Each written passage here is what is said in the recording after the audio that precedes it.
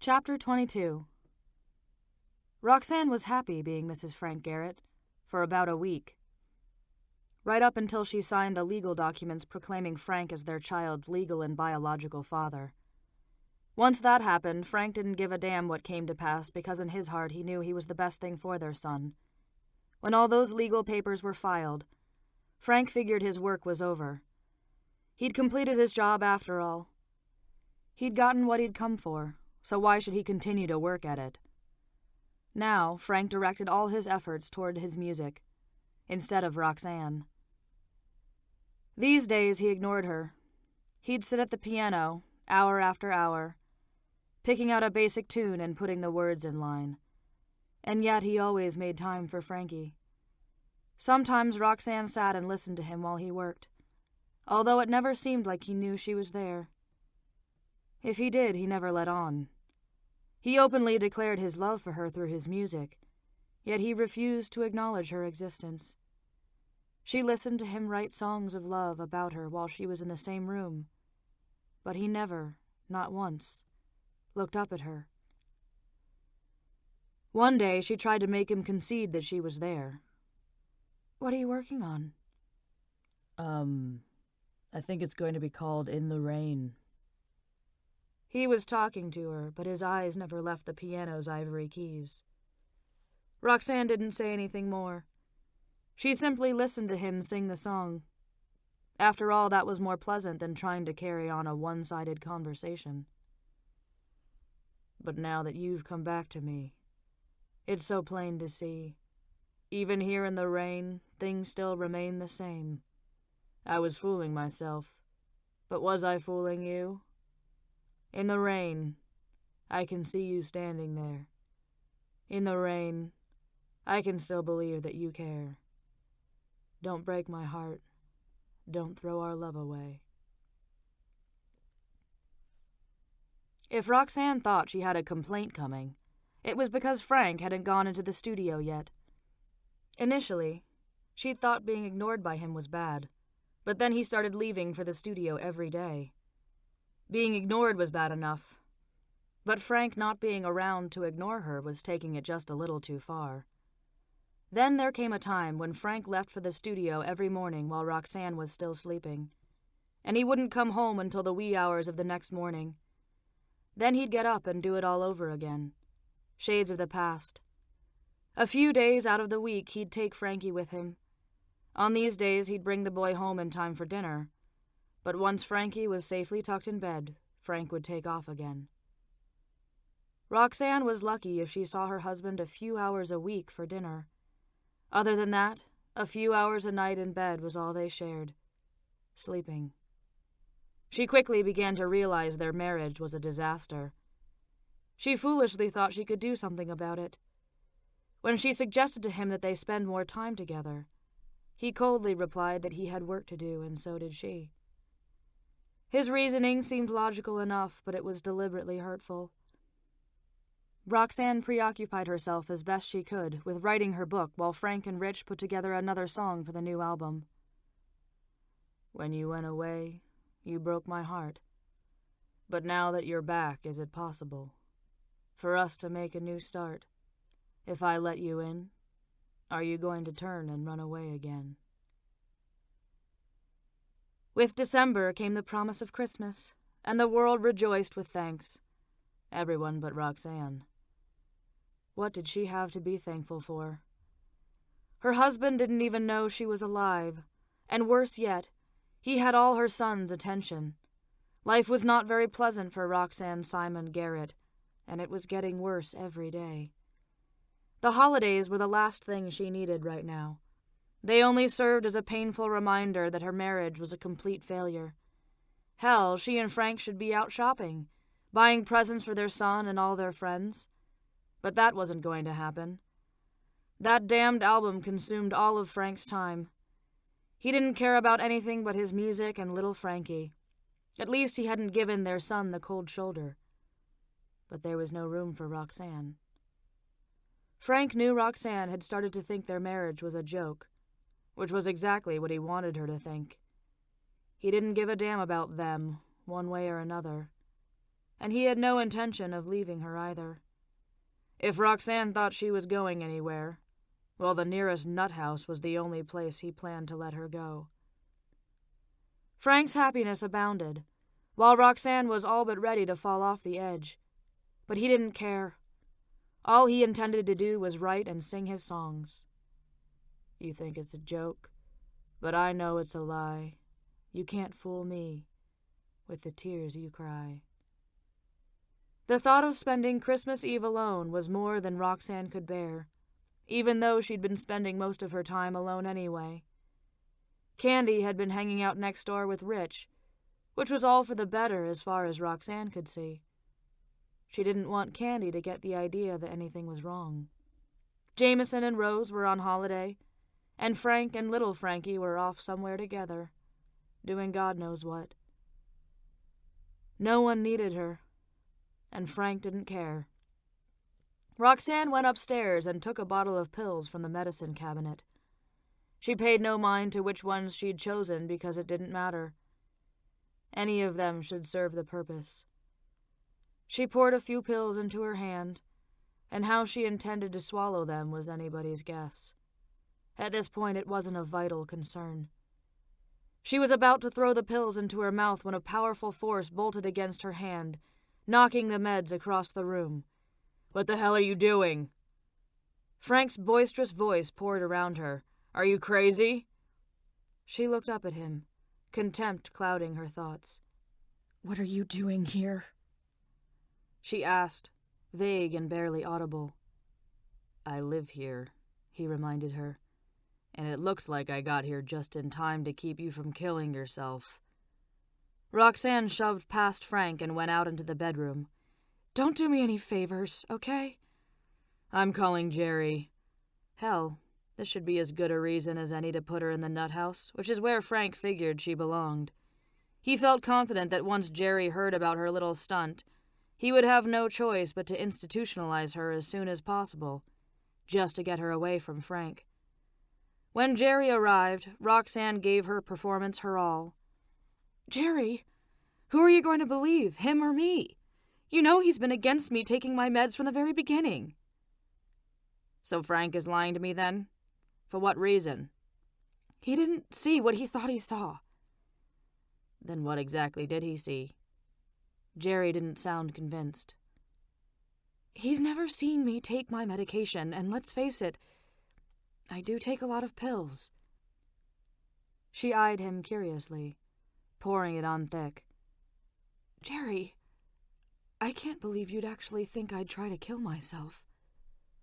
"I don't want to believe you'd try something like that." "Jerry, I swear, I was just trying to take my bedtime dosages." Jerry thought about it. She could be telling the truth. She did take a lot of pills at bedtime. Maybe Frank did get the wrong idea. But he seemed so sure about what he thought he'd seen. And Roxanne was so sure he hadn't. Jerry knew he'd have to play it safe. Instead of locking Roxanne up, he opted to take away her meds. For now, he'd personally bring them around to her daily. He couldn't trust Frank with them. If this whole thing turned out to be a result of Frank's paranoia, then he was probably still against her taking the medication. Jerry refused to put that power into Frank's hands when he couldn't be certain of his motives. Jerry had no choice but to confide in Frank, though, telling him to watch her closely. For the time being, he wanted Frank to humor her. If he saw her struggling with bouts of depression, he should reassure her of his love, and insist that everything was going to be all right. But comfort was the last thing Frank intended to offer Roxanne. His plan didn't include helping Roxanne in any way, shape, form, or fashion. He didn't want her to get better. He wanted her put away. Away from him and away from his son. The faster the better, because Frank wasn't sure how much longer he could continue in his current direction. The new year came and went, and Frank masked his inner battle between love and hate with a song. This one he wrote purposefully in front of Roxanne. You think that I don't love you, and I never cared at all. And you may be right, but I'm not going to take your fall. It's time to wake up from the dream you're caught up in. It's time to shape up and let the real world back in again. For all Frank's incessant animosity toward her, Roxanne decided the best thing for her was not to be. Literally. She began to plot her demise in intricate detail. As far as she could see, the least complicated way to die was simply to go to sleep and never wake up again. There was only one way she knew of to do that. Pills. But Jerry wasn't going to let that happen easily. All Roxanne had to do was outsmart him. She had the advantage because he, and everybody else, thought she was crazy. And maybe they were right. But she wasn't stupid. Stupid and crazy were two entirely different things, and she wasn't so stupid that she couldn't pull off a simple little plan. No, she intended to outsmart Jerry. No matter how long it took, she would find a way. It might take her a while because it had to be the perfect plan. But who better than Roxanne to come up with the perfect ending? Not even the release of the Oscar nominations deterred Roxanne from her intentions. The knowledge that Bad Company had been nominated for 11 awards held no meaning. The fact that both she and Candy had been nominated for the same award, Best Actress, was of no great consequence. She didn't care about any of it. The only thing Roxanne cared about now was escaping the grips of Frank Garrett's wrath. She knew it wouldn't do any good to run away. She'd tried that before. It hadn't worked then, and it wouldn't work now. Roxanne didn't intend to make the same mistake twice. There was only one way out. Now that she'd accepted it, she was determined to get on with it. The first thing Roxanne had to do was get her hands on a generous supply of her meds from Jerry. That wouldn't be easy. She spent a lot of time in her study, staring out the window, trying to figure out just how to do it. Then one day the perfect solution came to her. A honeymoon. Yes, that's it. A honeymoon was logical. First, she'd charter a boat. A big one. No one would believe she'd willingly step foot on any boat that was considered to be anything less than oversized. A private yacht. One staffed with only a few crew members. Yes, that was the way to go. Everybody would buy it because Roxanne valued her privacy. Nobody but Roxanne, Frank, and a small crew. She shouldn't have any problems passing that one off. Roxanne began the necessary steps to plan a 30-day honeymoon cruise as if she really intended to go. All along, she never lost sight of the fact that the cruise would never happen. Once she had her plans laid out, she went to Frank. This part wouldn't be easy. She'd have to talk him into going before she could set her plans in motion.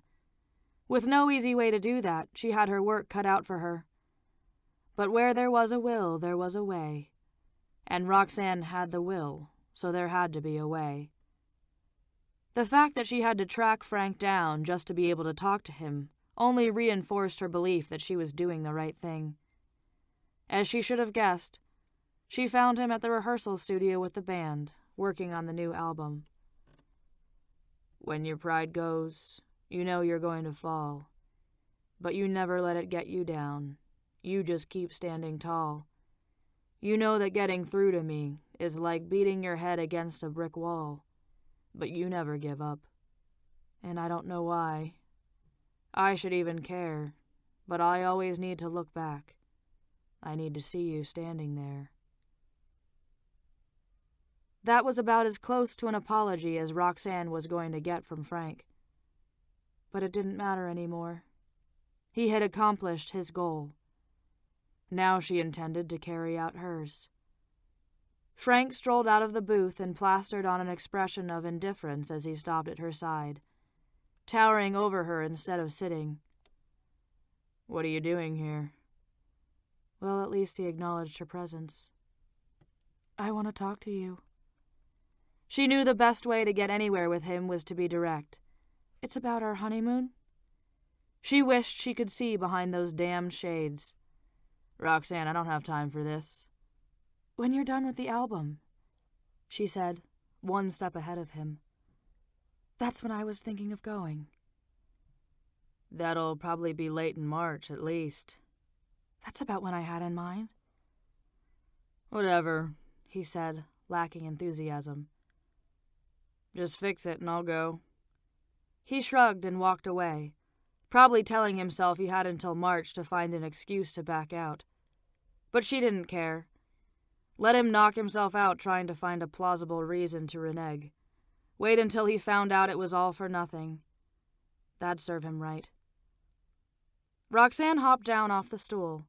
Wonderful. She gave his backside a smile derived in distaste before heading out. In the parking lot, she marveled at how easy it was going to be to carry out her plan. Really, she'd expected Frank to put up more of a fight. But oh boy, was he going to be surprised. She would win. She would get away from him. It might be the last thing that she ever did, but she would succeed in doing that one thing. Escaping. Next, Roxanne paid for the yacht in advance. She did everything to indicate that her plans were legitimate. Now the time had come to pay Jerry a visit. With all those details she'd seen to, and a little luck, she'd be able to persuade Jerry that she actually intended to go on this trip.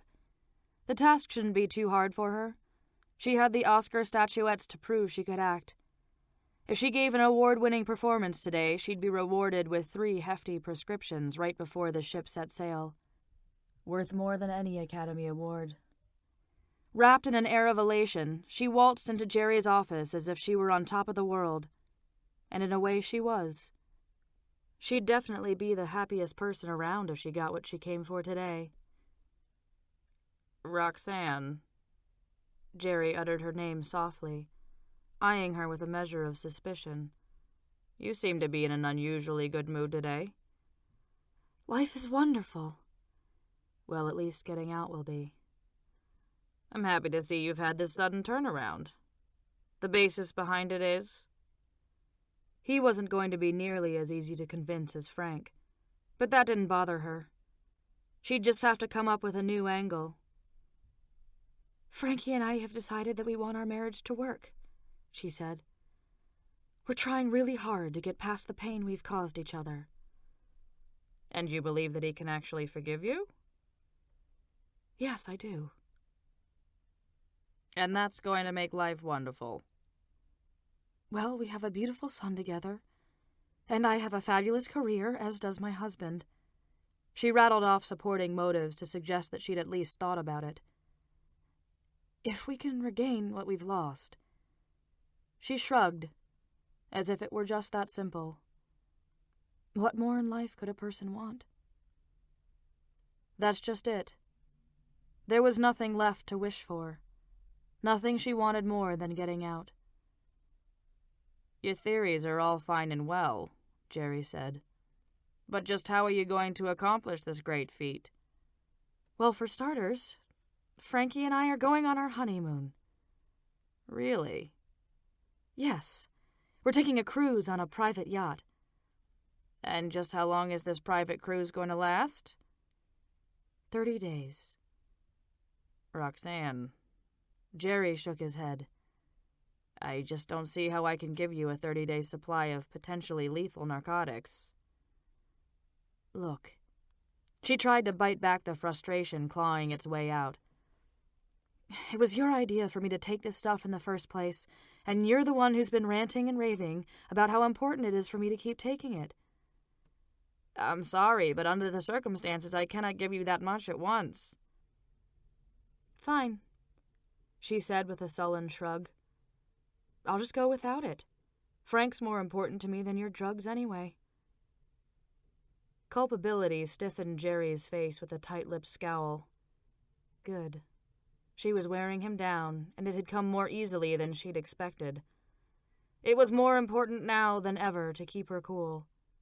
Just a few more minutes, and she'd have Jerry wound tightly around her finger. Do you mind if I check with Frank about this? He asked, and then waited. She said, No, I don't mind. Jerry knew he shouldn't trust Roxanne. But what if she was telling the truth? What if they really were planning a honeymoon? Who was he to stop them? God knows Roxanne wouldn't last a week alone with Frank Garrett without her meds. But when you do talk to him, she said, and you find out that I am telling the truth, you owe me an apology. The way she appeared to be insulted gave credence to her claim that the trip was real. Jerry felt like a heel, yet he couldn't shake the bad feeling imploding inside him. As soon as Roxanne left, Jerry got on the phone to track down Frank. He was surprised to find that Roxanne was telling the truth. This was the first time Jerry had misread a patient, and believing that she'd lied when she hadn't, well, that was unsettling. Especially with this patient. Jerry had treated her for damn near 7 years. He should know her by now. But far be it from Jerry to refuse to admit when he was wrong. Without hesitation, he snatched up the phone and dialed her number. She answered the call with a friendly, "Hello?" "Roxanne, it's me, Jerry." "Hi, Jerry." She could tell by the anxiety in his voice that she'd won. "I take it that you've talked to Frank?" "Yes, I have. And I'm sorry."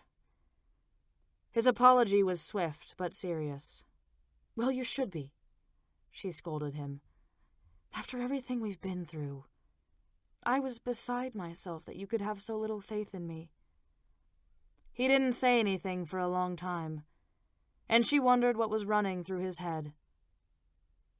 "Roxanne," he said in a self-loathing tone, "I really am sorry." She didn't doubt that he meant it, and she hoped he felt like shit for it too. But she had a part to play. "It's okay. I know you're just trying to look out for me." "You can pick up your prescriptions the day before you set sail." Great. Nothing could stop Roxanne now. Finally, she was going to be free. She'd convinced herself it was the right thing to do. The crazy thing was, she was actually looking forward to her grand escape.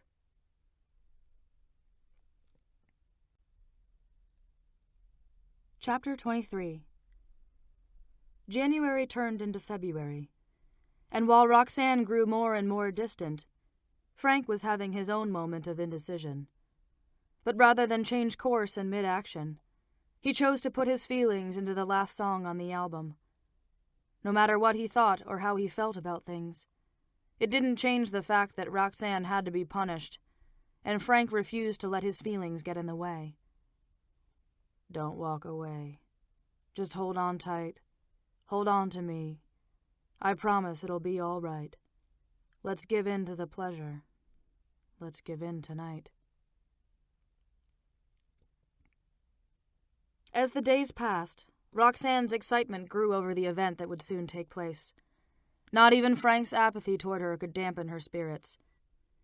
Nonetheless, it amazed her that no one bothered to wonder why she was in such a good mood when things really weren't so good at home. Not that it mattered. Nothing could stop her. Not even Frank. Especially not Frank. The yacht she'd chartered was scheduled to set sail at 11:30 in the morning on February 25th. She doubted Frank had plans to show up at the marina before 11:29 and 59 seconds, if he showed at all. But she didn't care, mainly because she wasn't going to be there when and if he did turn up. By then she'd be long gone. By then she'd be free. Candy and Frankie were going to stay with Rich while Roxanne and Frank were away. The day before the cruise, they moved into his place temporarily. It was important that Roxanne had the house to herself, so that evening she sent Jameson and Rose out for a night on the town. With the house empty, she prepared to set the next phase of her plan in motion. It's not like she'd have to worry about Frank raining on her parade. There wasn't a chance in hell of him coming home. Frank was quite content sitting in a little pub in St. Pete, nursing a beer. He'd had lots of time to kill during the last couple of days since the band had wrapped up the album. He hadn't found it surprising that Roxanne was on his mind. She'd been trying so hard to make their marriage work. Frank hadn't made that easy on her, and he ridiculed himself for it. He'd been working hard at subduing his own feelings, keeping them tucked neatly away. That feat had gotten harder and harder to do with each passing day. Frank took a drink of his beer, hoping the feelings of remorse would pass, and wondering what the chances were that Roxanne might change her mind and opt out of the trip. The one thing Roxanne had decided on was a bath. If she was going to leave this world, she wanted to be clean when she did it. She sank down into the bathwater, strengthened by the notion that soon, very soon, it would all be over. She wouldn't have to spend another day with Frank Garrett. She wouldn't have to waste any more time wishing and wanting him to show her love and affection. She wouldn't have to spend one more day wondering where he was or when he was coming home. Best of all, she wouldn't have to live with his hatred. Roxanne hated to leave little Frankie and Candy behind. But she knew Rich would take good care of Candy, and as much as she hated Frank and wanted to get away from him, she knew he'd take good care of their son. In the end, she needed to escape more than she wanted to stay. This was the last bath she'd ever take. There were a lot of things she'd never do again. She'd never drive her Porsche. No more talks with Candy. And she'd never hold her baby again. That thought splintered her heart into 1,000 pieces. No. Don't think about all the things you're going to miss. Forgetting her objective wasn't smart. Neither was thinking Frank gave a shit. The fact that he wasn't here was proof enough. Frank was still perched on his stool at the pub in St. Pete, drinking his beer. Part of him hated that he was excited about tomorrow. He didn't want to be thrilled about going anywhere with her. But he was. The thought of being alone with her for 30 days had his mind tripping over the possibilities. Maybe she'd suffered enough.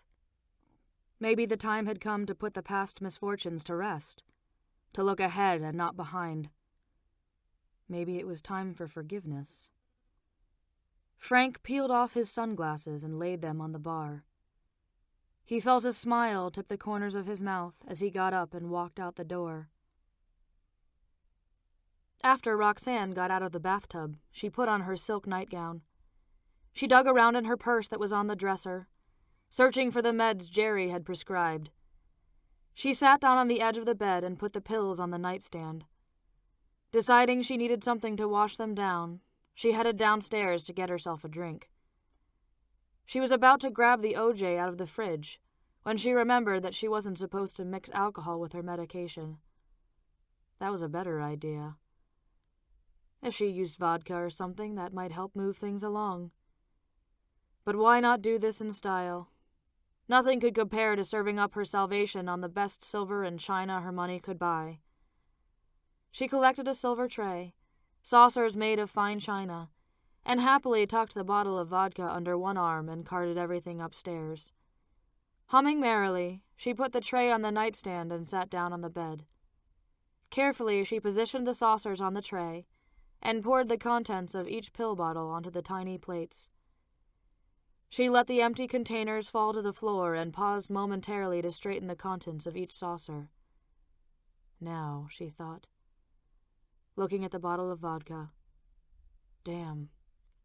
She'd forgotten a glass, but there was one in the bathroom.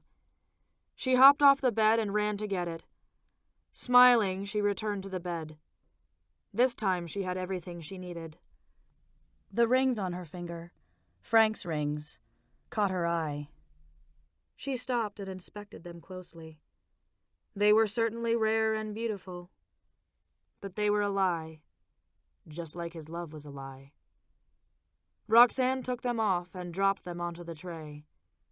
She didn't want to die with his rings on her finger. She filled the glass with vodka and grabbed a handful of pills from one of the saucers. Casually, she popped a few of them into her mouth and took a drink, forcing the pills and the liquor down at the same time. She repeated this process methodically until all the pills in her hand were gone. "Don't worry," she assured the other 2 saucers. "I'll get to you." In all her madness, she didn't want any of the pills to feel slighted. She knew what that was like. Very soon she would get to them all. She refilled the glass with vodka and returned to the pills, grabbing another handful from a different saucer. Once again, she did as she'd done before, throwing a few pills into her mouth and washing them down with vodka. After she finished the third handful, she started feeling queasy. That was not good. Getting sick wasn't part of the plan. If she got sick, that meant she could vomit. That was the last thing she wanted to do. Maybe she should give the pills a rest. She wondered vaguely how many she'd taken. Maybe 1/3 of each prescription? Was that enough to get the job done? She was feeling lightheaded now, and concentrating was getting harder and harder to do. She glanced around the bedroom and decided to go to her study. That's where she wanted them to find her tomorrow, resting peacefully in the chair at her desk. She made it to the hallway before she had to stop to try to recall which way to go. That way, she thought, pointing to the left. I think, she said softly. Heading down the hallway, she felt like she could float if she really tried. Everything seemed to be going in slow motion, but she made it to the study, went inside, and sat down at her desk. Roxanne was feeling pretty fantastic at the moment, mainly because she realized she had succeeded. She was dying. Candy crossed her mind. No doubt about it, she was going to be hurt by this. Maybe Roxanne should leave her a note and tell her how sorry she was that things had turned out this way. Taking a pen and paper, she prepared to write a goodbye letter to her best friend. She hadn't realized how dizzy she was until she started writing, and didn't get much further than, Dear Candy. Looking at the paper, she only saw it as, Dear Candy. She squinted her eyes to see if that would help. It didn't. Roxanne remembered the knife. She'd put it inside her desk drawer in case her dear, sweet husband decided to come home early for a change. Her vision had deserted her, and she had to feel around inside the drawer for the weapon. She took it from the desk and tucked it between her leg and the edge of the chair. With a triumphant smile, she rested her hand on the desktop and felt a faint throbbing in her forefinger. She could see the blood, well, at least the redness of it, trailing down her palm and over her wrist. The notion that she was bleeding didn't really register. She shrugged, feeling no pain. It didn't matter. Nothing mattered now. She was at peace with the world. Better yet, soon she'd be rid of Frank.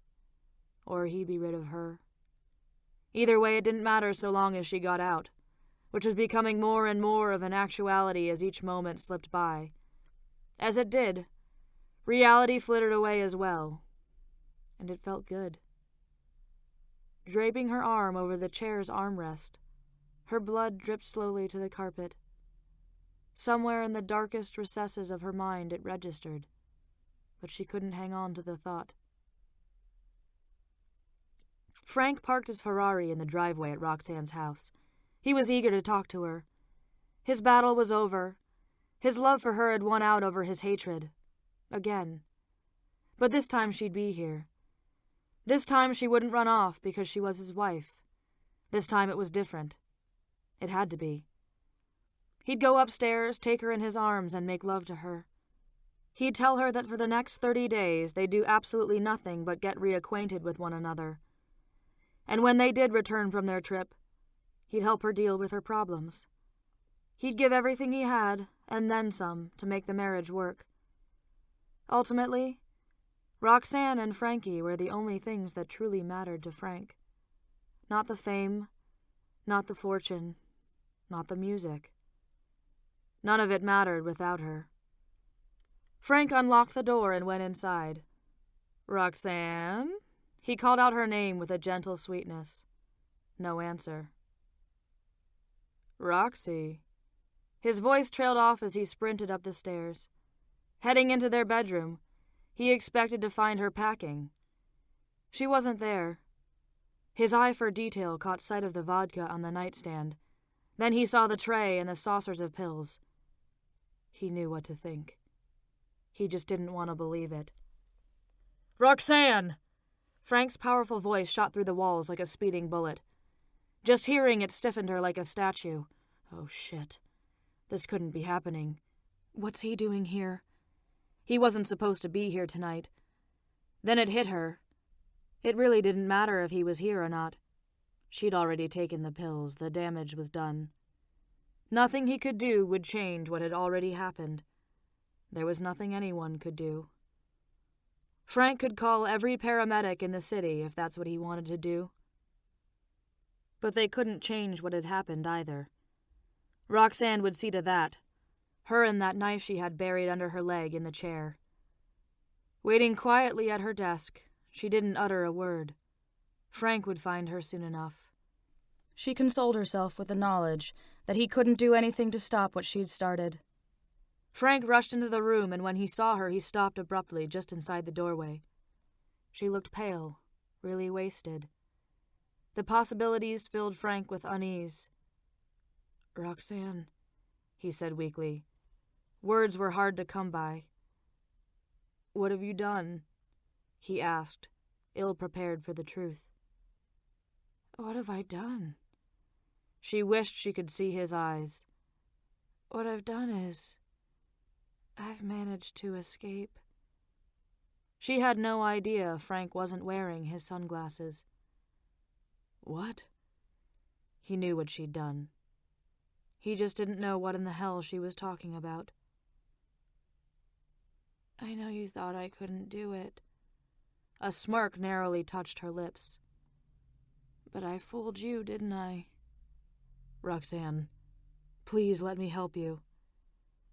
"Thank you," she said briskly. "But you've done enough already."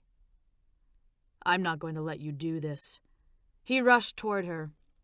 Roxanne's reflexes had slowed, but the thought of Frank touching her set off 1,000 warning signals in her head. Quickly she reached for the knife and wrapped her hand firmly around the handle. She whipped the blade up to her neck. "Don't you come near me!" Voracious hatred oozed out in her tone. The knife was poking into her skin. Blood was rising, but as of yet she hadn't done any real damage, at least not to her neck. "Okay, baby," he bargained swiftly. "Please, just put the knife down. I'll stay back, I promise." Frank backed up, taking a step or two out into the hallway. Roxanne lowered the knife. She breathed a sigh of relief, but she wasn't so wasted that she'd forget just who she was dealing with. "If you come near me again, somebody's gonna get hurt." "All right." He gave in quickly, fearing she'd slit her throat in front of him. "I'll do as you say. I'll leave you alone." Frank walked away, out of Roxanne's blurry view. She blew out a deep sigh. Dealing with him tonight hadn't been part of her plan. The last thing she wanted was to spend her final moments justifying herself to him. Roxanne had other things to concern herself with, like the fact that she was growing tired. She laid the knife down and massaged her forehead, trying to figure out how to stay awake. Thinking was becoming an increasingly hard thing to do. With a sudden urge to lie down, she lay her head on the desk, just for a few minutes. That's all she needed. A couple minutes of rest. Frank went downstairs and called the paramedics, then Jerry. He didn't know what else to do. He didn't know how many pills she'd taken, but he could guess it was too much for her own good. And since she wouldn't let him near her, there was nothing he could do but call for help. Hearing Jerry's voice on the other end of the line, he didn't waste time with formalities. "It's Frank," he said, breathless. "It's Roxanne. She took a bunch of those pills you gave her." A hint of reproach accompanied his words as he secretly blamed Jerry for what was happening. She couldn't have taken the pills if he hadn't given them to her. "How many did she take?" Jerry asked, his voice filled with calm anxiety. "I don't know." "A lot." Frank paused, biting back his frustration. "Get over here now. She won't let me near her. She put a knife to her throat when I tried to get close to her." "Call the paramedics. I'm on my way," Jerry said, and the line went dead. Frank went to the front door to wait. He paced the foyer, hoping someone would arrive soon. He didn't particularly care who got there first so long as someone got there fast. He wanted to go back upstairs and check on Roxanne, but he was afraid she might hurt herself if she saw him again. The paramedics arrived before Jerry, but Frank knew that for all their good intentions, they wouldn't be of much use. Not if Roxanne had anything to say about it. "She's upstairs. Third door on the left," Frank told them. "I'm going to wait here for a doctor." The paramedics moved swiftly up the stairs, unaware that they were about to face an unwilling patient. They entered the room and Roxanne sat up abruptly. She couldn't exactly see them, but the warning signals inside her head tipped her off that someone was there to help. That notion woke her up fast. She didn't want help. She wanted everybody to leave her alone. Just let her die in peace. Intuitively, she wrapped her hand around the knife handle beneath her leg. She wasn't afraid of these guys any more than she was Frank. The difference was, she wouldn't cut herself over them. But she could cut one of them if they didn't give her a choice by getting too close. "It's okay, miss." One took the lead, but neither of them saw the knife. "We're here to help you." "I don't need any help," she said, slurring her words. "All I need is for everybody to just leave me alone." "I'm afraid we can't do that," the lead medic told her. "What's your name?" asked the other. "Roxanne." "Well, Roxanne, it's our job to help you." "I don't want your help," she said coarsely. "So just go away. Go find somebody that wants your help. I don't." "Roxanne," the lead medic spoke up again. "Do you realize that what you've done is a crime?" "Who gives a shit?" "Don't make it harder on yourself," he coaxed her. "Let us help you." "Do yourself a favor." Roxanne's thoughts were wandering everywhere. It was getting harder and harder to concentrate on one thing. "I can commit crimes. I can commit lots of crimes." She waved the knife in the air. "Come on," the junior paramedic laughed. "You wouldn't cut us." "I can cut."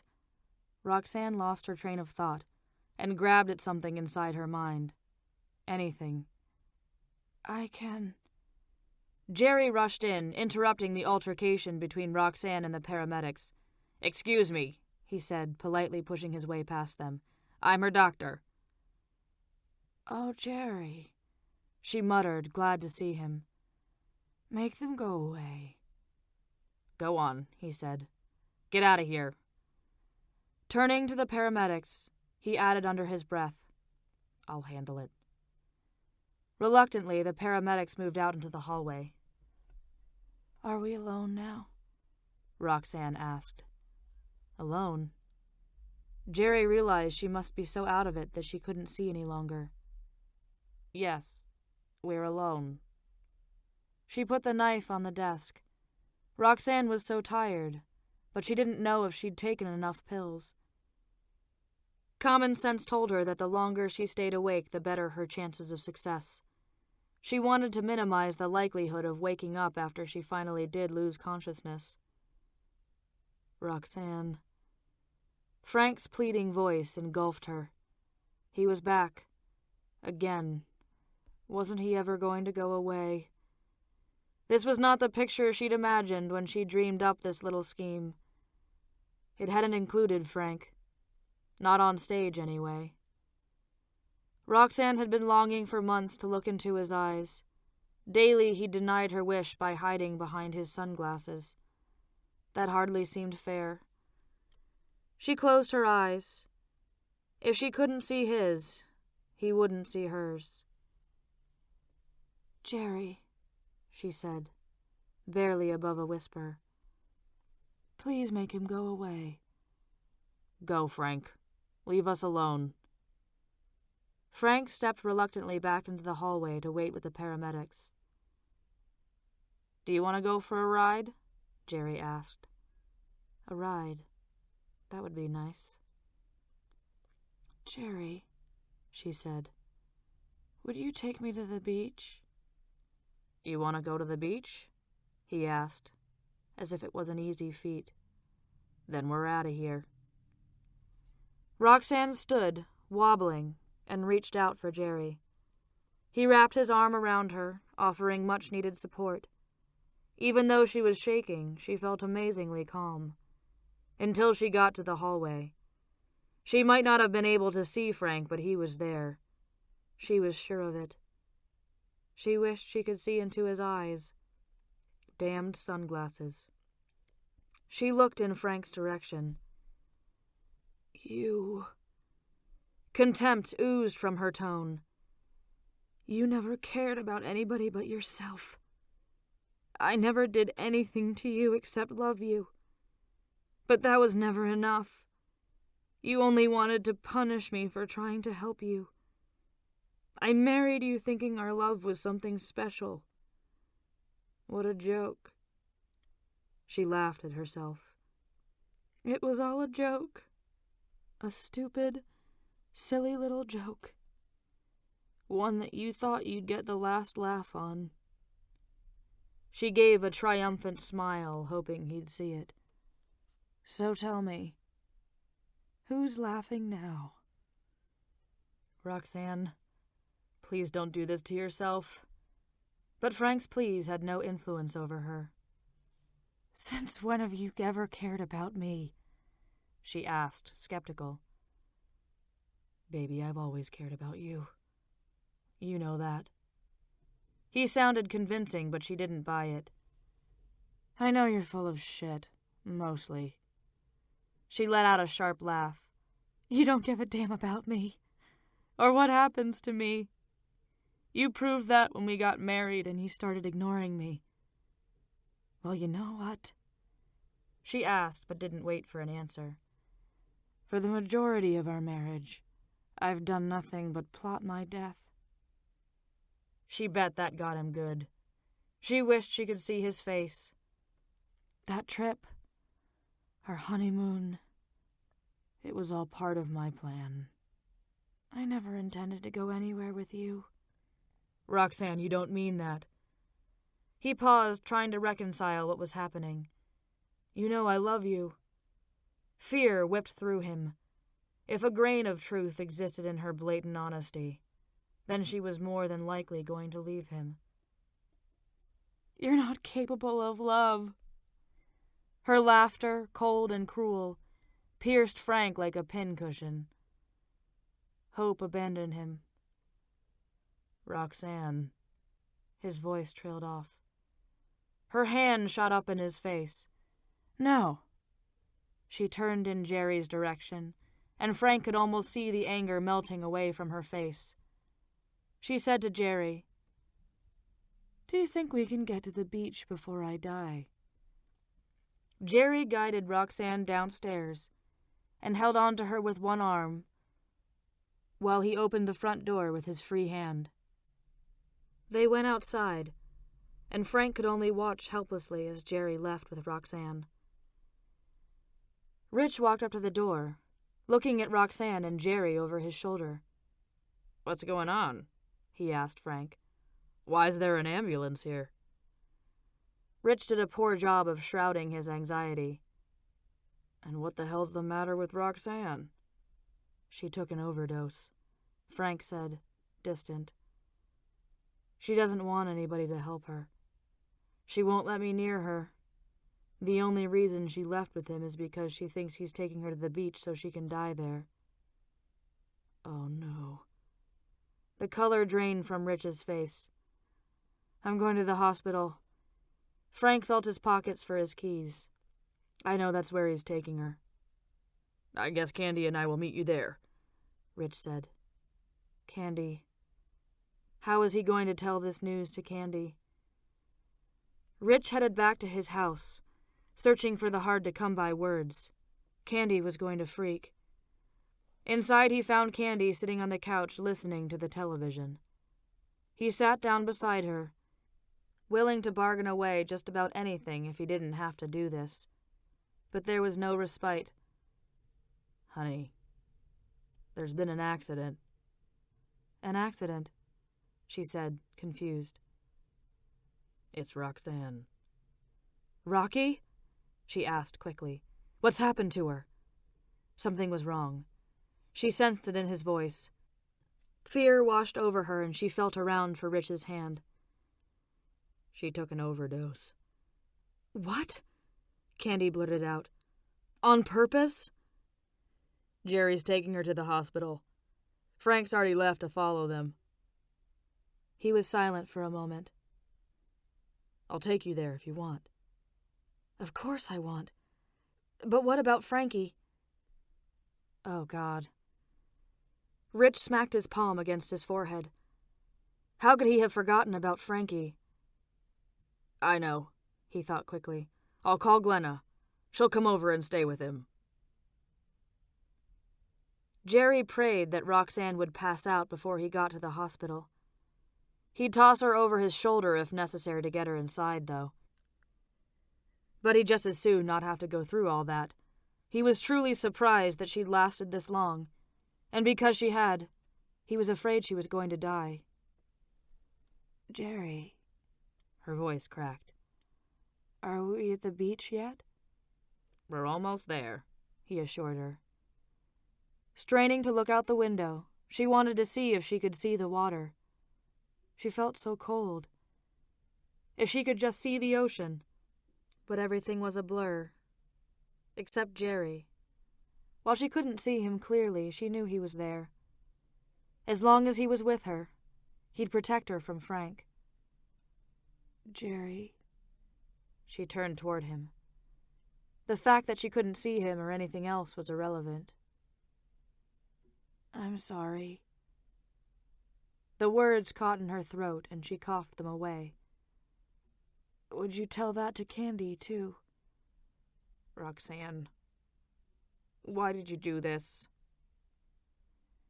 Don't blame yourself, she told him. It's not your fault that you couldn't help me. Why couldn't I? Because I was crying in the rain. Crying in the rain? Yeah. It's hard to help someone when you can't see their tears, she said. And nobody saw them because they were hidden by the rain. Her thoughts trailed off and she stopped talking. It was getting really hard to concentrate. More than anything else, she just wanted to go to sleep. Jerry, I'm getting sleepy. If I fall asleep, will you wake me when we get to the beach? I will, he said. You just rest now. So tired now. She rested her head against the window. She hoped to stay awake long enough to make it to the beach, but she couldn't hang on any longer. Her heart broke a little because she desperately wanted to see the ocean one last time. But she was quickly slipping into darkness. In her last seconds of awareness, she thought briefly of Frank Garrett.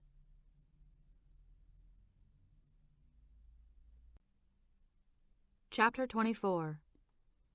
Rich ushered Candy through the emergency room doors. Frank was sitting alone in the waiting area with his head hung low. He looked like he'd just lost everything that was good in his life. Frank, how is she? Frank slowly lifted his gaze to look at Rich and Candy. He tried to smile, but it turned out badly. I don't know, he said. They're pumping her stomach right now, but they've been doing that for a long time. Candy felt for the chair and sat down beside Frank. She's going to be okay. She was near tears. She has to be okay. I keep trying to tell myself that. But if you'd seen her face. He shook his head slowly. She hates me so much. She truly wants to die. This can't be happening. Candy sucked in a deep sigh. What about Frankie? What's he supposed to do without his mother? Her tears fell freely. Rich dropped into the chair beside Candy and pulled her into his arms, trying to offer comfort. Frank lowered his head and didn't say anything more. This was all his fault.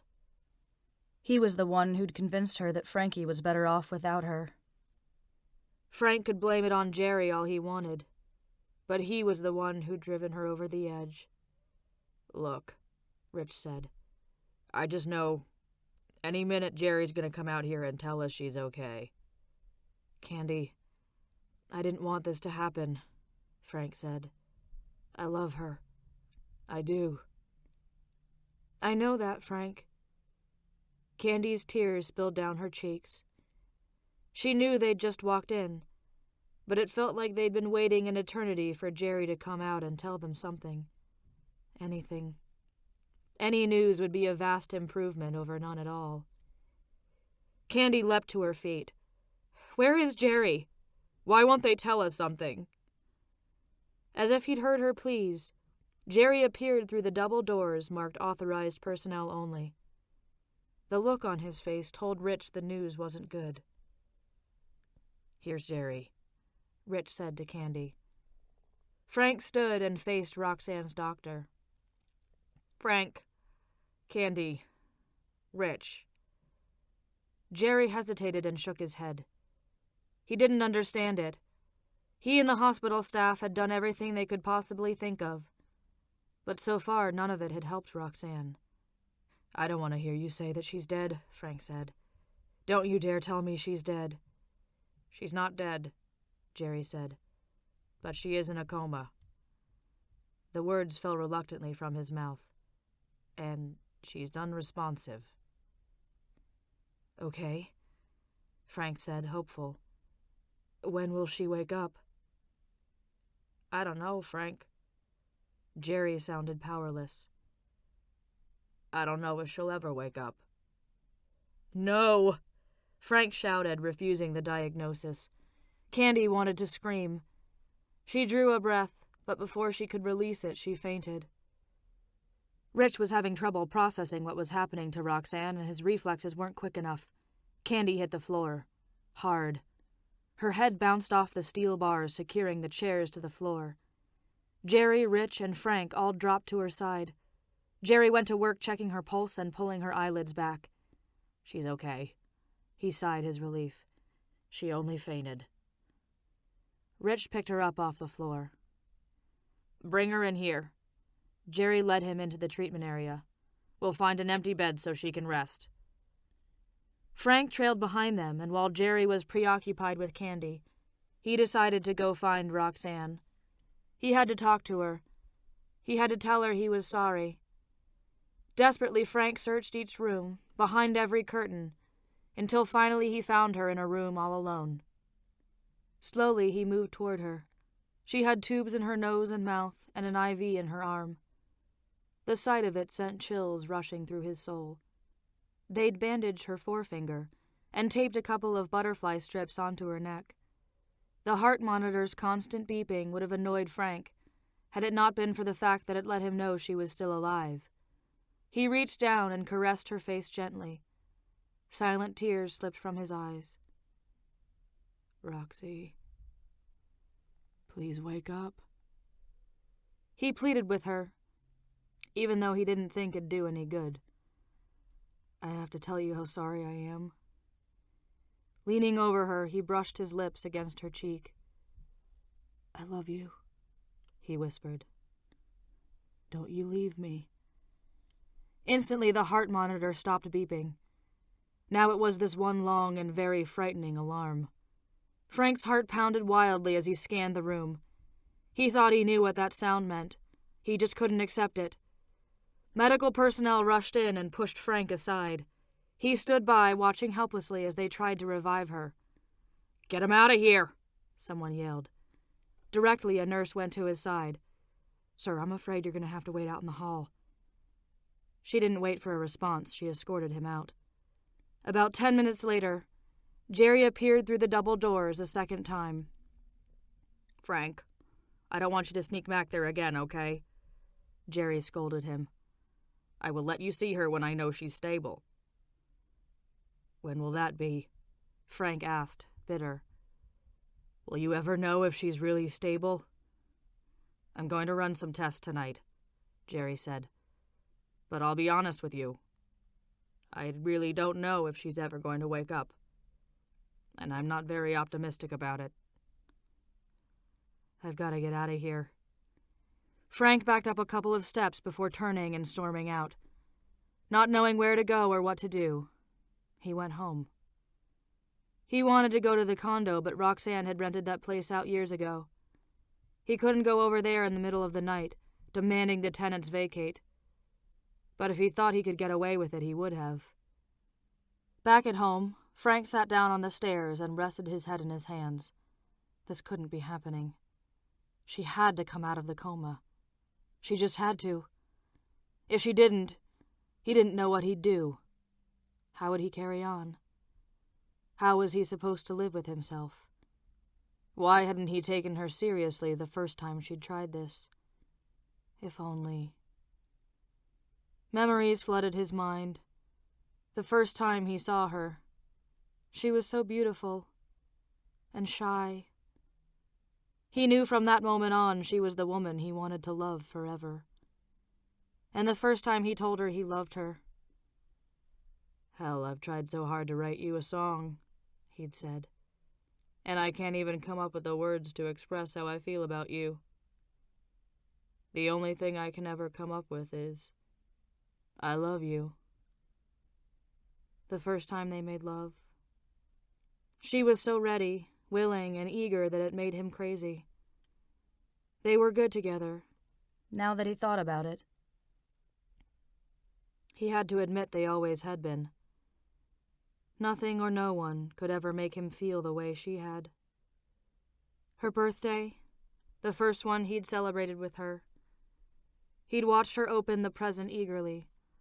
Holding the leather-bound thesaurus, she glanced up with tears in her eyes. "Read what I wrote inside," he'd encouraged her. She read his inscription.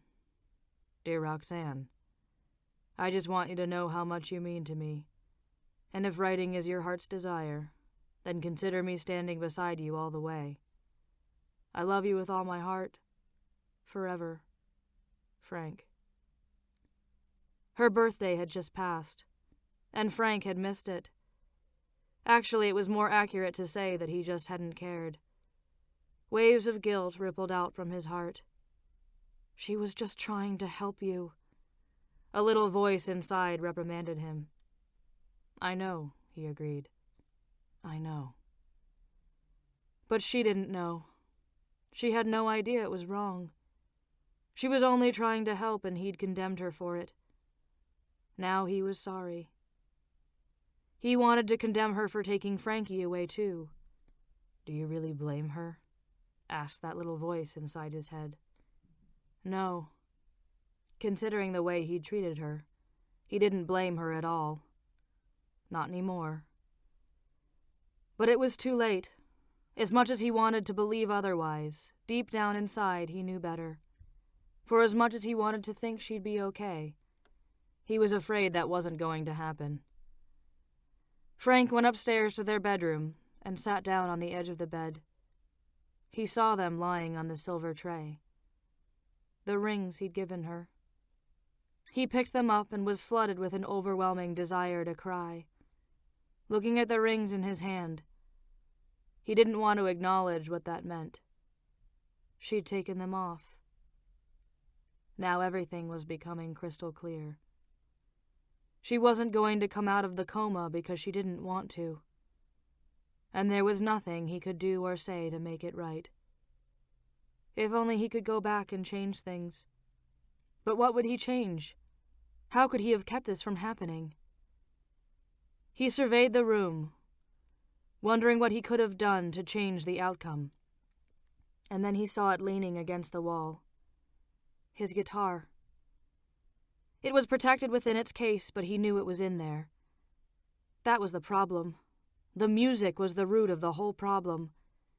Frank had no delusions that he could change what had happened, but he could rid himself of the problem that had caused the tragedy in the first place. Tears finally escaped, streaming down his face as he took the guitar out of the case. He had so much guilt and sadness built up inside him, so much sorrow and loss. The loss was the worst of all. With a firm grip, he picked up the guitar and let all his frustrations come to a head as he raised it over his shoulder like a bat and spitefully swung it against the wall. The instrument crashed into several broken pieces, leaving Frank standing there with only a portion of the arm remaining in his hands. He'd managed to destroy the guitar, but he failed to get rid of any of those uninvited emotions that had invaded his soul. Feeling helpless and out of sorts, Frank slumped to the floor. Rage poured out, and he threw the piece of guitar at the wall. Then tears began to drop from his eyes again. "Roxanne!" He called out her name desperately. "Please don't leave me. Please don't go." His voice trailed off with his tears. Jerry had put a distraught Candy to bed in the emergency room and given her a sedative. Rich hadn't left her side during the few hours the drug had induced her to sleep. When she woke up, Roxanne entered her thoughts. "Rocky," she called out, and the memory of earlier events swept through her mind. "Rich?" Somehow, Candy knew he'd be there. "I'm here," he said. "Don't worry. I'm right here with you." "Roxanne? Where's Roxanne?" "She's upstairs," he said hesitantly. "Baby, there's been no change." And then Candy realized something. She saw Rich standing over her. "I can see." Tears warped her restored eyesight. "Oh, God." Her voice cracked. "Candy?" Rich said fearfully. "Baby, what's wrong?" "Nothing," she cried until she was almost laughing. "You are a sight for sore eyes." "What?" he asked, confused. "I can see you," she said. "Plain as day, I can see you." At 2 a.m, the hard floor woke Frank up. He rolled over and something sharp poked him in the leg. His guitar. Reality came crashing back in as he looked at the shattered guitar scattered around him on the floor. He tightened his fists and felt another poke, this time in his left hand. Roxanne's rings. Frank leapt to his feet and ran downstairs. He had to get to the hospital. He had to get to Roxanne. During the night, she'd been moved to ICU and Jerry had authorized Frank and the others visiting privileges. Finding his way into the hospital's specialized area, Frank elicited the help of a nurse, who escorted him to Roxanne's room. "I guess I don't have to tell you that this hospital is not to speak to the press about my wife," Frank said. "Mr. Garrett," she responded in a professional manner, "the press will learn nothing of your wife's condition from us." Frank dismissed the nurse's comments in favor of going into Roxanne's room. He stopped at her bedside. For the first time in his life, he felt like he was totally at someone else's mercy, because he had no control over Roxanne's situation. He couldn't ensure her recovery, and that left him feeling inadequate and vulnerable. "I'm sorry I left before." With a 1-foot tug, he dragged the nearest chair to her bed and sat down. "But I'm here now, and I won't leave again." He took her rings from his pocket and lovingly picked up her left hand. "I brought your rings. I know you were mad at me when you took them off, but I'm going to put them back where they belong." He slipped them back on her finger. "Roxy." He wrestled with his emotions. They wanted tears, but he needed to put forth a solid front. For Roxanne. "Baby, if you'll just wake up." He bargained with her as if she would hear him. "I'll fix what's wrong. I'll do whatever it takes to fix us. And I'll never, ever leave you lonely again. I'll spend the rest of my life proving my love to you." He raised her hand to his lips and kissed it, and then held it against his cheek. His emotions got the best of him, and silent tears spilled down his face. The door opened, but Frank didn't move. Rich and Candy came in. They both looked at Frank, who seemed oblivious to them, and then at each other. A gentle hand touched Frank's shoulder. He turned to see who had dared an intrusion. "You're not wearing your sunglasses," Candy said. "What?" How did she know that? "Candy can see," Rich said in a reserved tone. "You can see?" "Forget about me," Candy said. "What can we do to help you?" "Wake her up." "Frank, you know I'd do that if I could. Hell, I'd trade places with her in a minute." Trade places? Roxanne's prayers in the chapel, back when Candy was in the hospital, came to mind. "Will you stay here with her?" Frank asked. "I'll be back in a few minutes." Frank went to the hospital chapel, having a few things to say to the man upstairs.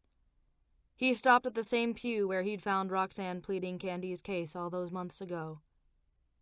He sat silently for a while, remembering how Roxanne had blamed herself for what had happened to Candy, how she'd asked God to take her instead of Candy. And now, Roxanne was in a coma and Candy's eyesight had returned. Maybe, just maybe, God was obliging Roxanne. But that's absurd. "Seriously now," he said aloud. "You haven't done what she's asked, have you?" His heart pounded wildly. "You can't do this to us. You can't do this to our son. He needs his mother." And so do I. Frank had a point. Life hadn't been exactly fair to Frankie. First he had no father in his life, and now it looked like he might lose his mother. Rich entered the chapel and walked quietly up to the place where Frank was sitting. "Frank." He paused until Frank looked at him. "Jerry wants to see us now." "Is it Roxanne?" "I think he's got some results on the test he ran." For Jerry, facing Frank, Candy, and Rich was a lot like facing a firing squad. In the hallway outside Roxanne's room, they all stared at him, anxiously hoping for good news. Jerry wished he had some to give them. "I've run every test that's available," Jerry said, "and we keep getting back the same results. I have to be honest with you. It doesn't look promising." He wished more than anything that he didn't have to do this. The amount of drugs she ingested and the amount of time they stayed in her system have rendered her in a deep coma. Jerry battled his own tears, something that had never happened to him. He'd never become this emotionally distraught over a patient. "She may come out of it someday," he tried to sound reassuring. "But at this point, it doesn't seem likely." "What are you saying?" Candy asked. "I'm saying I don't know if she'll ever wake up again," Jerry muttered. "I'm going to take her home," Frank said, unwavering. "And I'm going to take care of her." "Frank, the next time she goes into cardiac arrest, do you really want little Frankie witnessing that?" Jerry asked. "And if she's at home the next time it happens, she'll die there, because the equipment won't be there to save her life." "What are we supposed to do then?" Rich asked. "My advice to you is," Jerry said, "there's an institution down near Fort Myers. They specialize in comatose patients. She'd get the care she needs there." Institutionalized, Frank thought. This couldn't be happening. Why was Jerry telling him this? He didn't want to hear that she probably wasn't going to wake up. "Frank." Candy squeezed his hand gently. "We need to think about what's best for Roxanne." But Frank didn't want to think about how Roxanne might never come back to him. He couldn't turn his back on her either. He had to admit, Candy was right. Above all else, they needed to do what was best for Roxanne. "You're right, Candy," Frank finally said with a hint of reluctance. The doctors subjected Candy to several tests, all of which resulted in a clean bill of health. It seemed that no real harm had come to her when she'd fallen and hit her head in the emergency room. As each day passed, and Roxanne continued to lay in a lifeless coma, it left an increasingly dismal future for her prognosis. After about 4 days, and more tests than Jerry could count, reluctantly he relinquished hope for Roxanne's recovery. Frankie heard about his mother's hospitalization from his father. Frank tried, as best he could, to explain about a coma. "Daddy," Frankie said, "when is Mommy coming home?" Frank sat down on the couch. "Come sit with me. We've got some things to talk about." Frankie climbed up beside Frank on the sofa. "Is Mommy still sleeping?" Yes. Yes, she is." "Why don't you wake her up?" "Because I can't." "Is she ever going to wake up?" "Yes. Someday," Frank said definitely. "I don't know exactly when. But she'll wake up as soon as she can." "Can I go see her?" "I'm afraid not." Frankie didn't want Frankie seeing his mother hooked up to the machines. Nor did he want him witnessing the hospital staff performing another emergency resuscitation on her. Hell, that had scared the shit out of Frank. He couldn't let that happen to Frankie.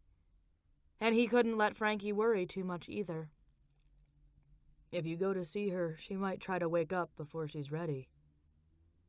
"Is Mommy going to be okay?" Fear invaded Frankie's voice. "I don't want you to worry. Your Mommy's going to be fine." Frankie held a look of intensity. "I miss her." His bottom lip quivered as tears welled around his eyes. "Don't you worry."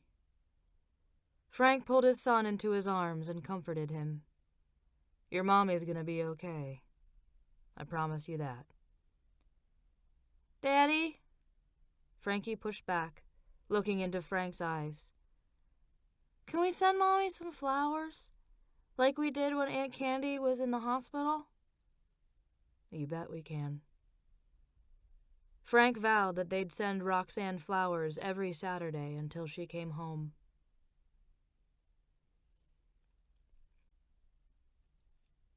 Part 3. Chapter 25.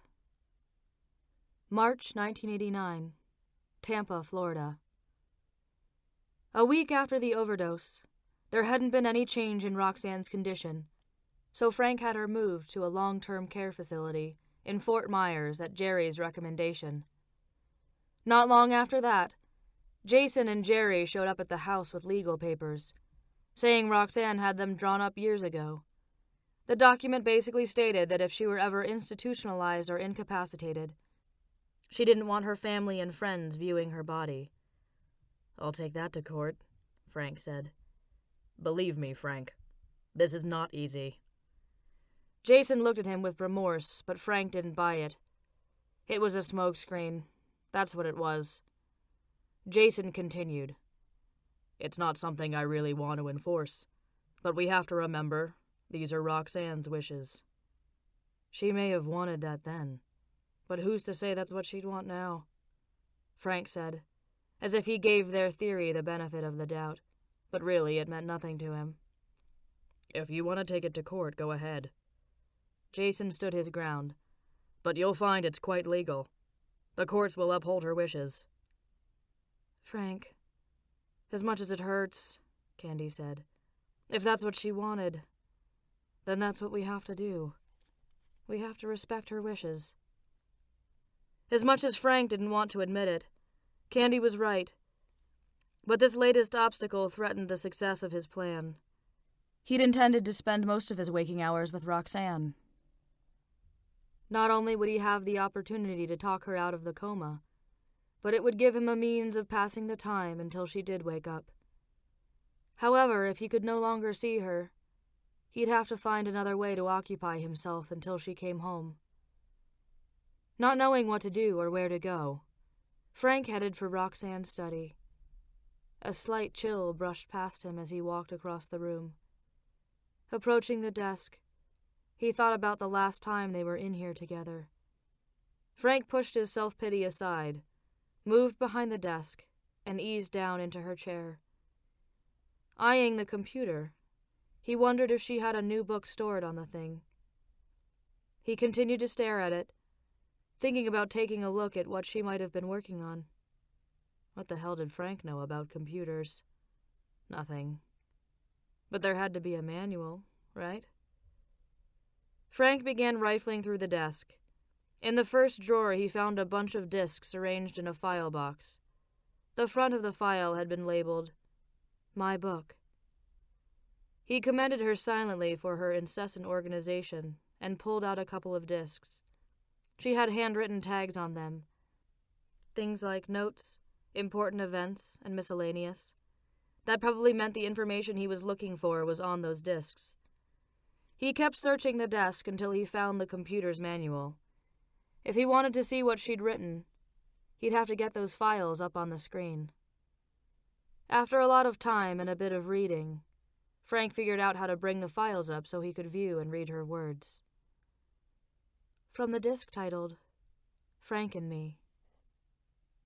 When I signed the contract with Winston Fisher Publications to publish my first novel, The Secret, I was in the first stages of my pregnancy and hiding from the father of my baby. You all know him as the rock star Frank Garrett. But when I knew him, he was someone totally different, before his rock star days.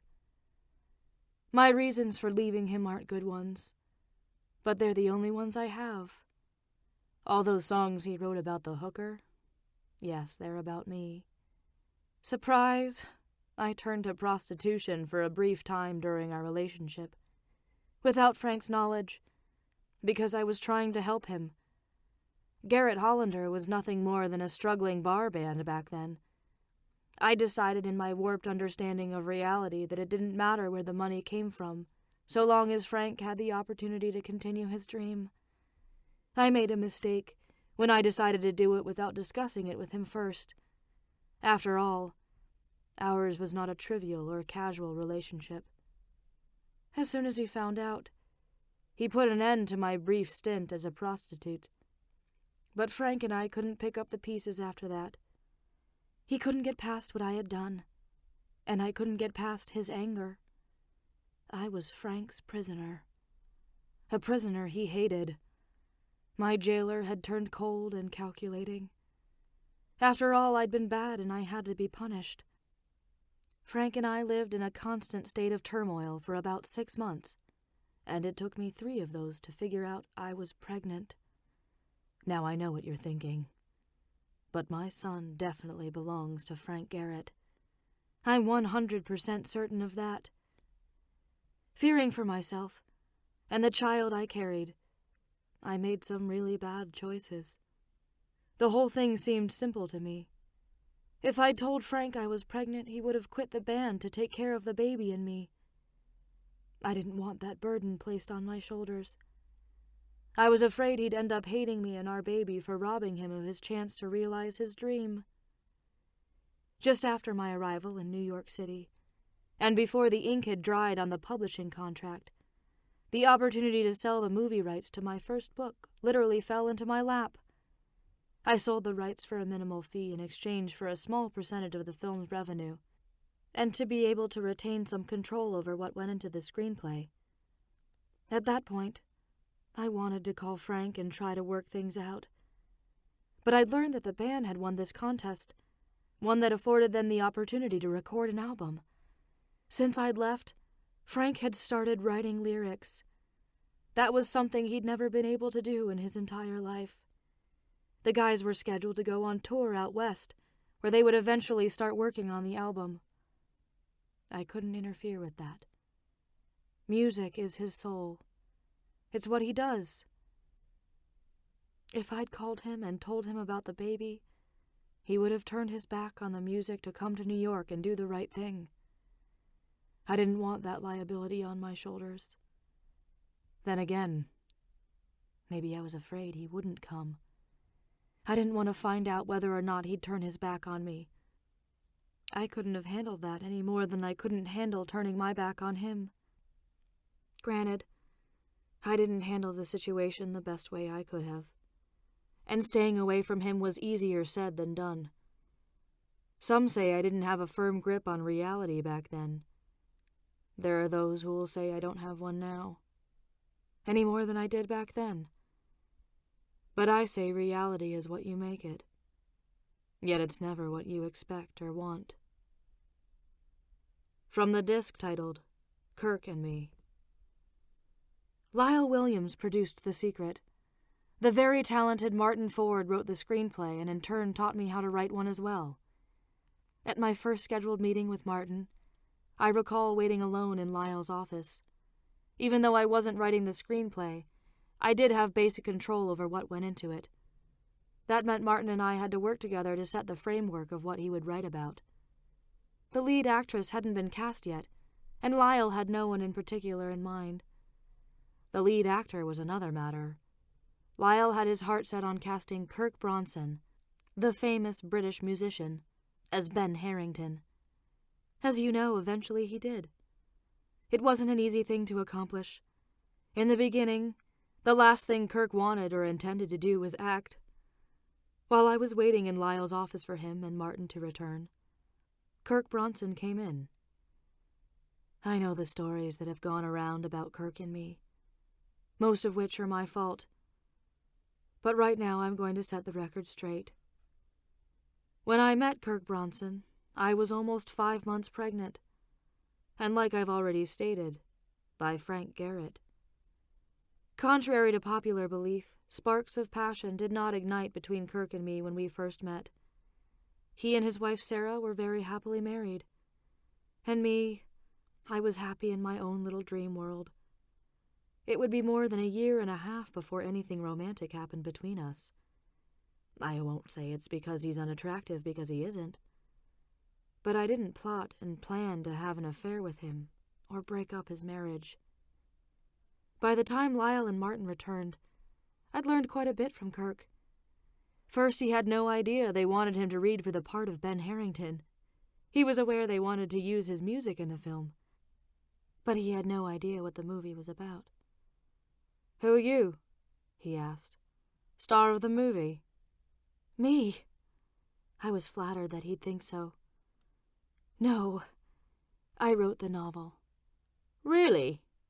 he asked, intrigued.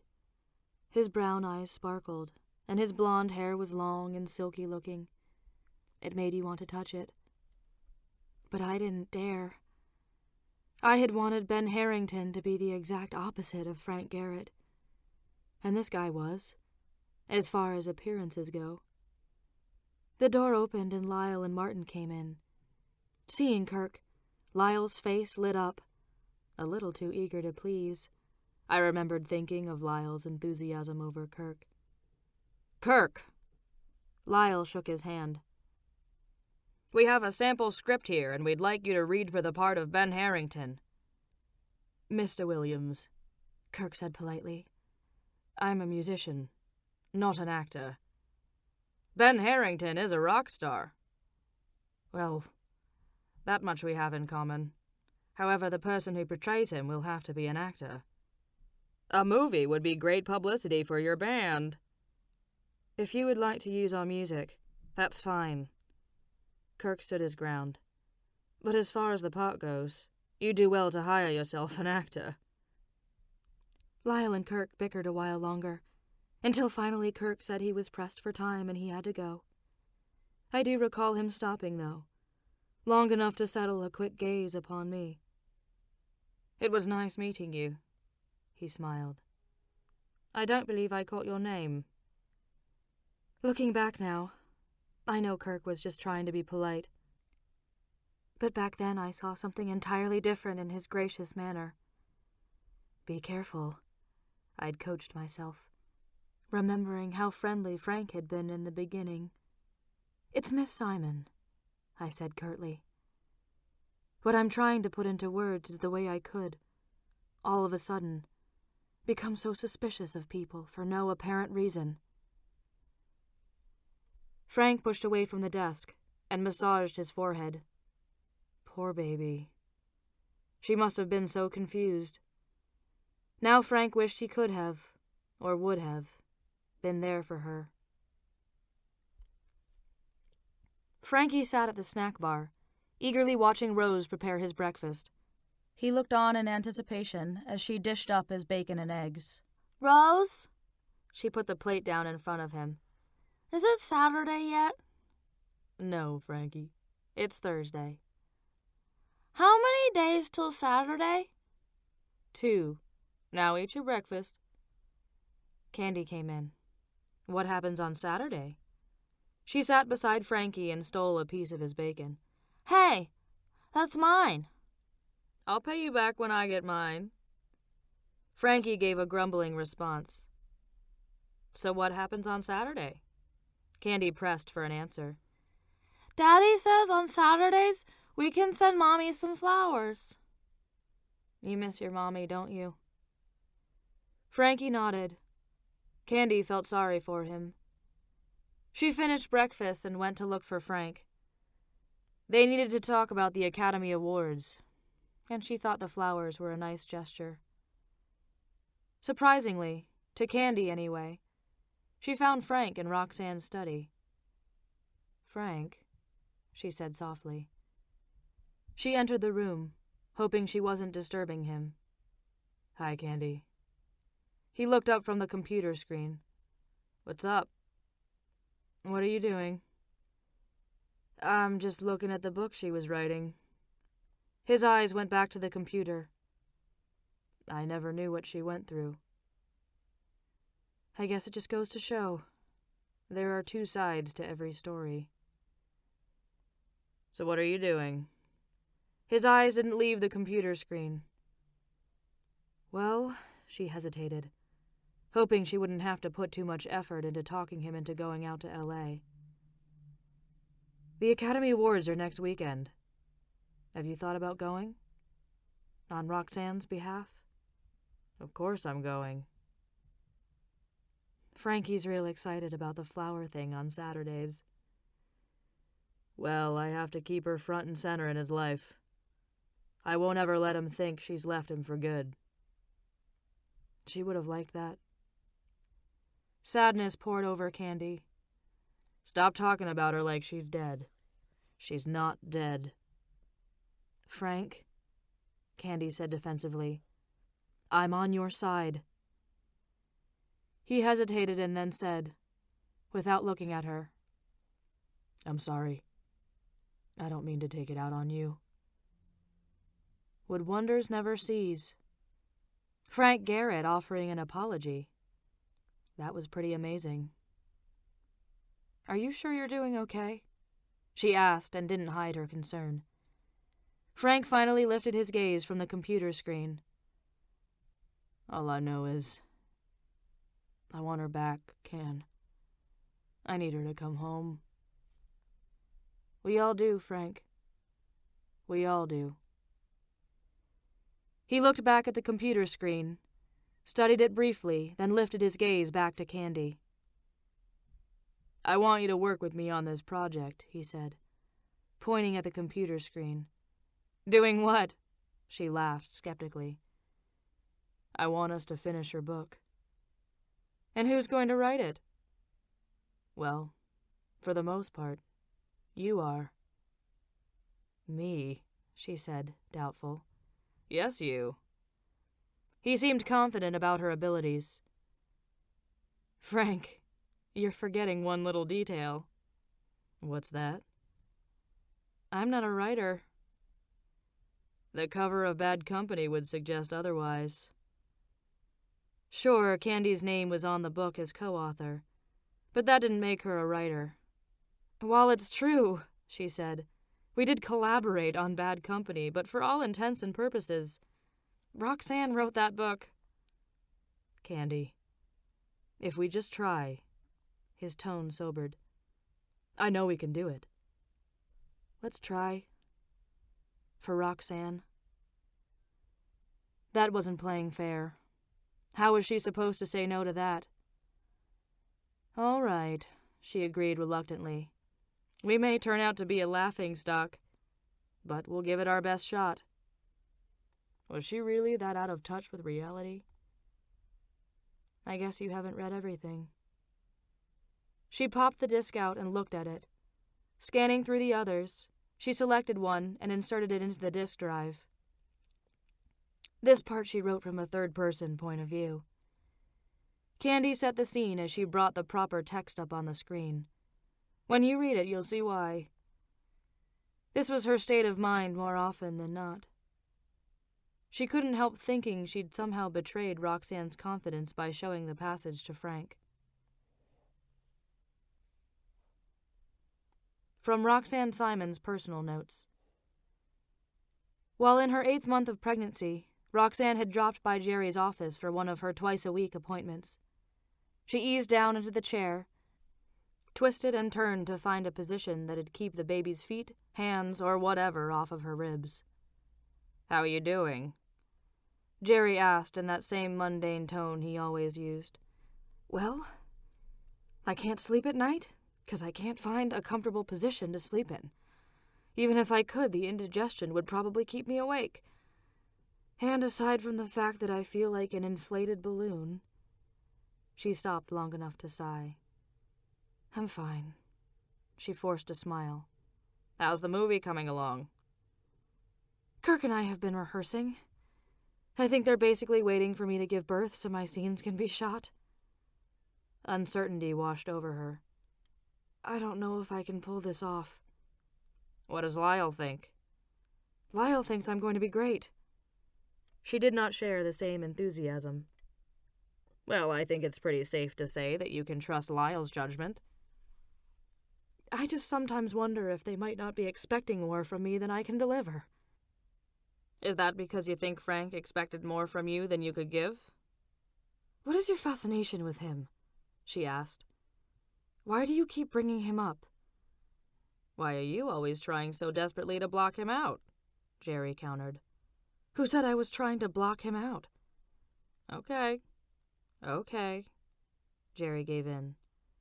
"We'll change the subject." "Thank you very much," she said curtly. "How's the new book coming along?" Thankfully, he abandoned the topic of Frank Garrett. "I finished the first draft. Jason likes the synopsis." "Well, things seem to be looking up for you. But are you sure you're not trying to take on too much at once, considering your condition?" Roxanne checked her watch. "Oh, shit, I've got to go. I'm meeting Frankie for lunch," she said without batting an eye. She rose from the chair easily, as if she weren't pregnant at all. She had no idea she was in New York City, or that meeting Frank Garrett for lunch was not something she'd be doing that day, or any other in the foreseeable future. Frank lifted his guilt-ridden eyes to meet Candy's steady gaze. "Did I do this to her?" "You can't blame yourself for what happened, Frank. It was no one's fault. Some things just happen." That night, Frank dreamed of being in an empty room with nothing but total darkness. He could hear Roxanne's voice softly calling out to him. He ran to every corner of the room looking for her, but he couldn't find her anywhere. Her voice grew louder as she begged him to help her. Frank ran around in the darkness, searching frantically for Roxanne. His efforts were fruitless. Waking, he found himself sitting up in bed. His heart was racing wildly, and beads of perspiration had pebbled on his brow. Trying to put the dismal dream out of his mind, his attention was drawn by something else. Knowing he heard something, he strained to listen. It sounded like someone weeping. Frank got out of bed and went to the doorway. The crying grew louder. He stepped out into the hallway. The sobbing was coming from Frankie's room. Frank found him in bed, curled up in the fetal position. He was whimpering even though he was sleeping. A bad dream? He sat down onto the edge of the bed and laid a hand on Frankie's shoulder. "Mommy! Mommy!" Frankie cried out in his sleep. Frank pulled him into his lap and hugged him tightly. "Frankie, it's Daddy. Come on, baby, wake up." Frankie opened his eyes and looked up at Frank. He threw his arms around Frank and cried harder. "I want my mommy. he wailed. "Daddy, I want my mommy." I know. Frank tried to console him. She'd be here if she could. But Frank couldn't convince himself, much less Frankie. "I want my mommy," the boy bucked and kicked. "I want my mommy." His shrieks trailed off into his tears. Frank hugged him tighter. There was nothing Frank could do but hold on to him. He couldn't give the boy what he wanted, and Frank hated himself for that. After all, he was the one who'd taken Roxanne away from him in the first place.